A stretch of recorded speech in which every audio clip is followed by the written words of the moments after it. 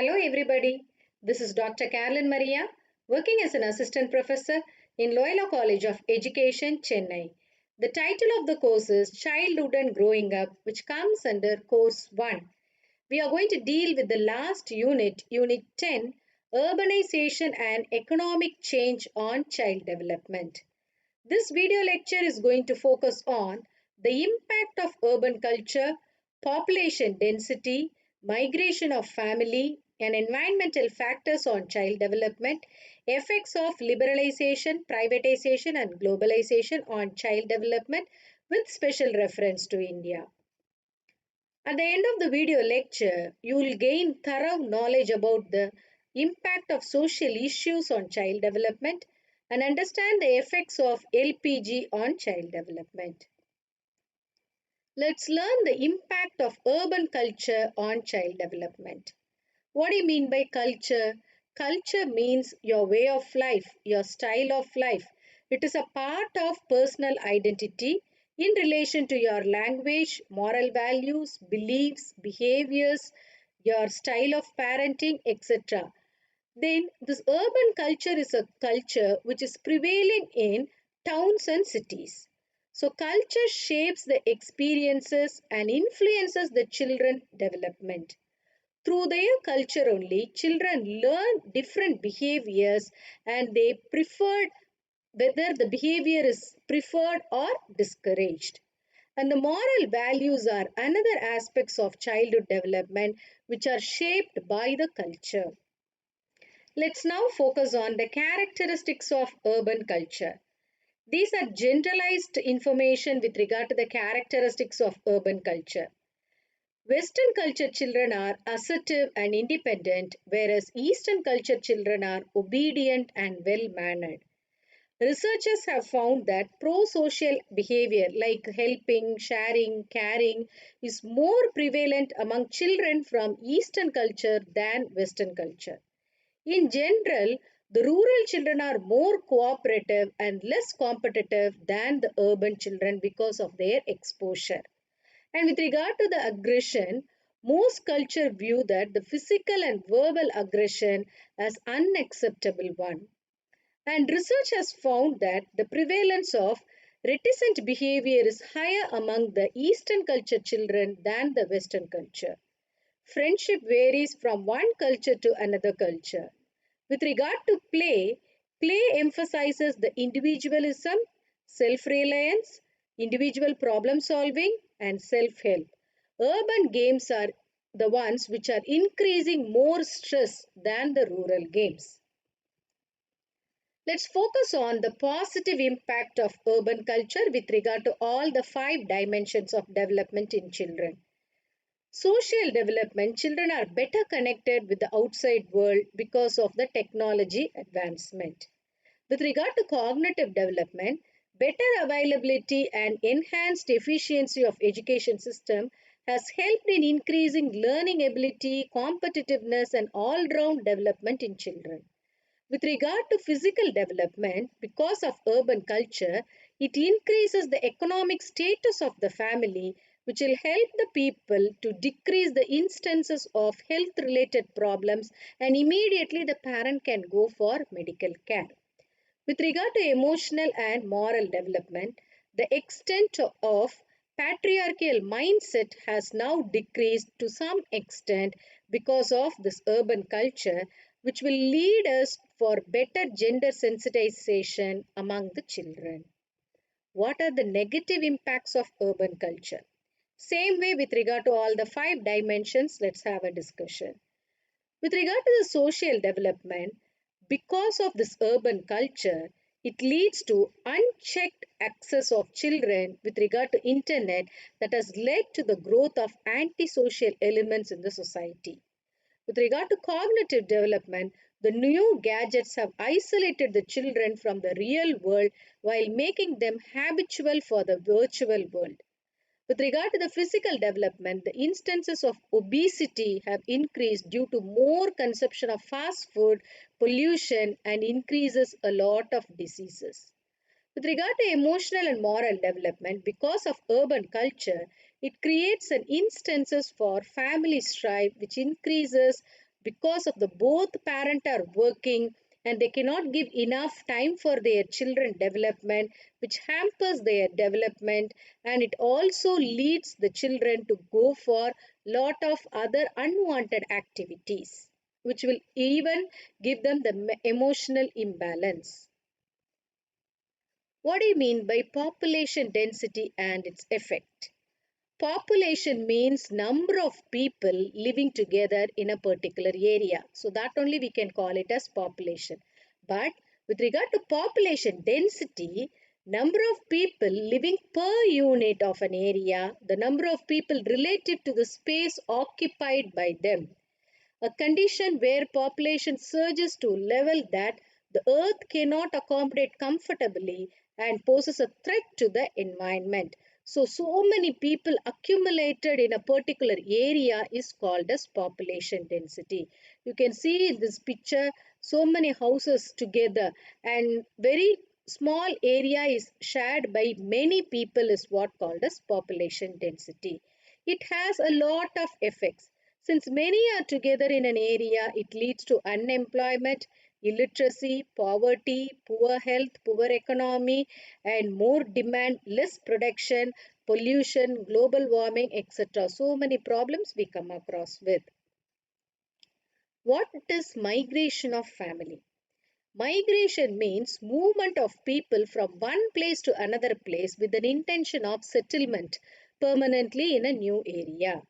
According to the Convention of the Rights of the Child, it is the duty of any country to ensure that all children enjoy their rights irrespective of their migration status of their parent.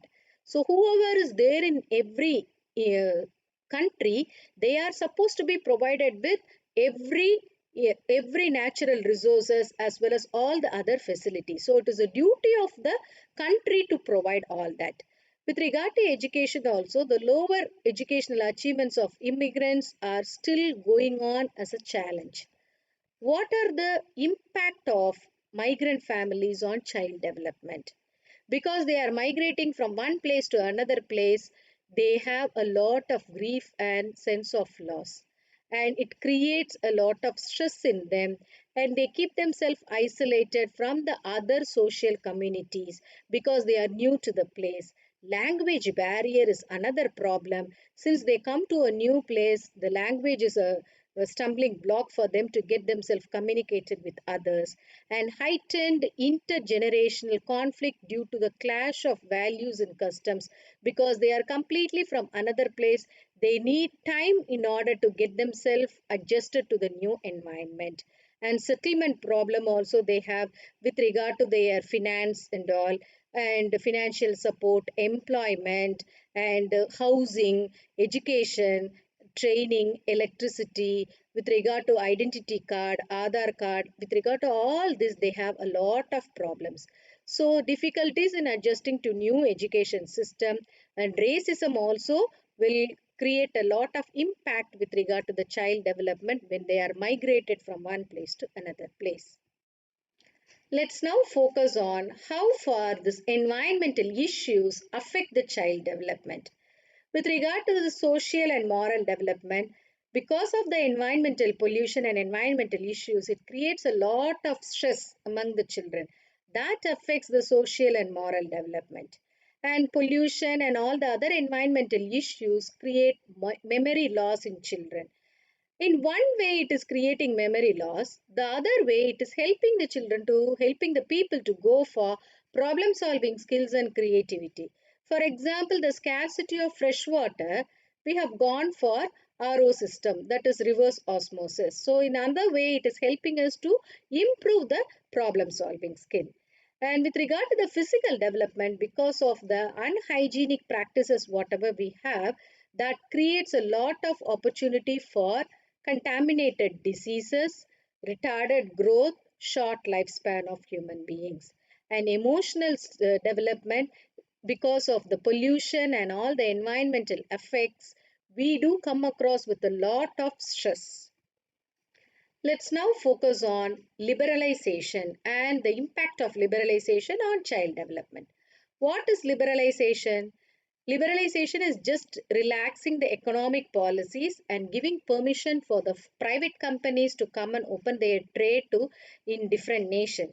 In India, our former Prime Minister, Mr. Narasimha Rao, he allowed free entry for foreign goods in Indian markets. That actually avoided the smuggling. And with regard to education, giving permission for various institutions to open their schools and colleges with relaxed permission and license, and tax is also even reduced. What are the advantages for this liberalization? Since private companies are coming forward and private institutions are establishing their own schools and colleges, there are many chances for quality education. One way it is improving the quality, the other way, some are taking it for granted and they are just even ruining the quality of education. So, quality of education is both coming in as well as going out. When privatization is happening, when private people are establishing their own schools and providing good quality education, even the rural and poor students can get quality higher education. And institutions, so many institutions are mushroomed so that people can access to any educational institution nearby their home, and by which we can save our foreign exchange because of the development of science and technology and communication that helps the students to go for a very good development. And since private schools are giving a lot of input for quality education, we are preparing the children or the students for global job market. And when everyone is getting a job, everybody will pay the tax, and that will increase the growth of the Indian economy, and a lot of job opportunities could be provided.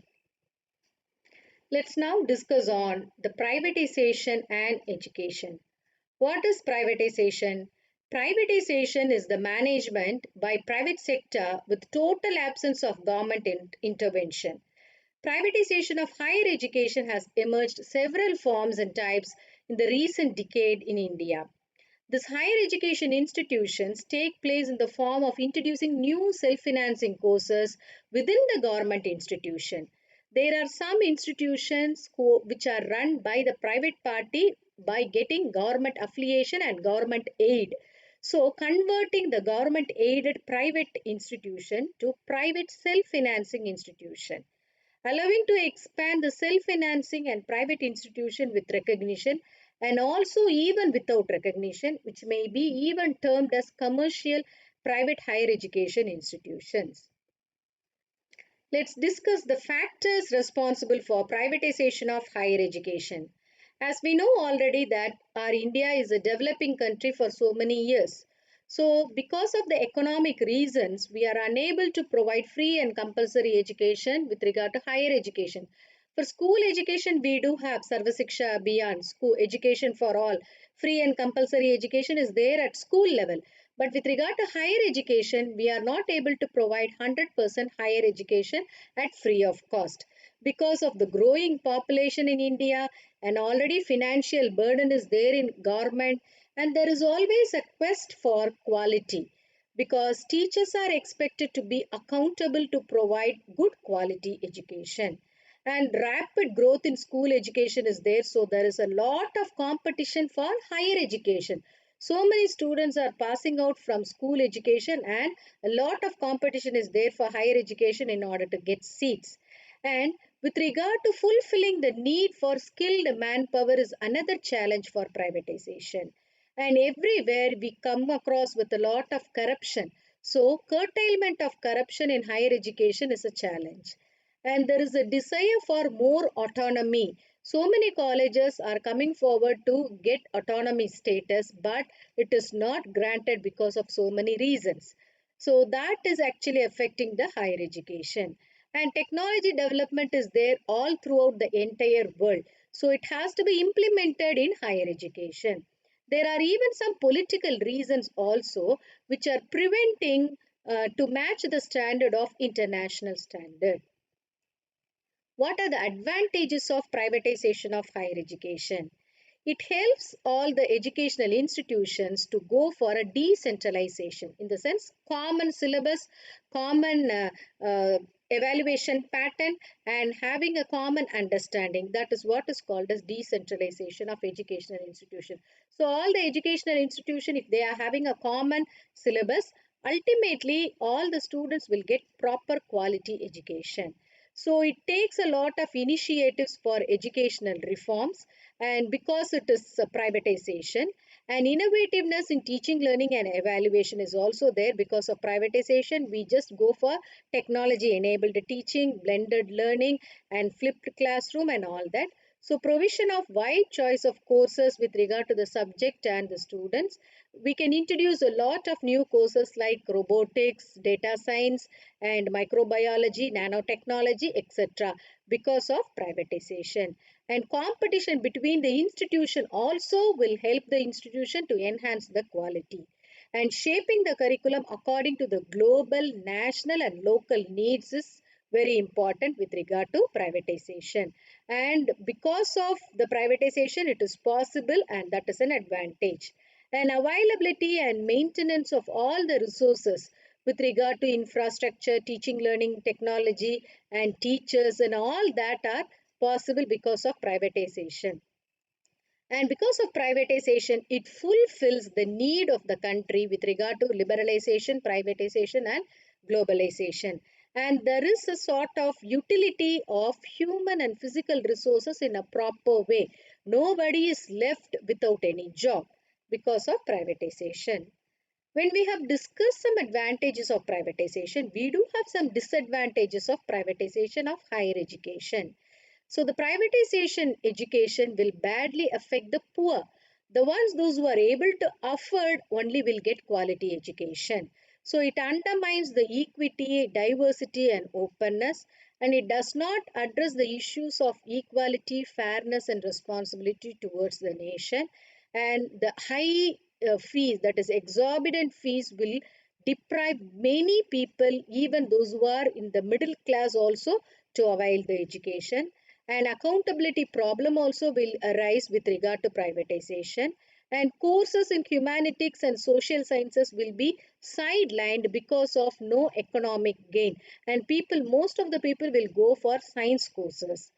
Civic and democratic values also may not get a place.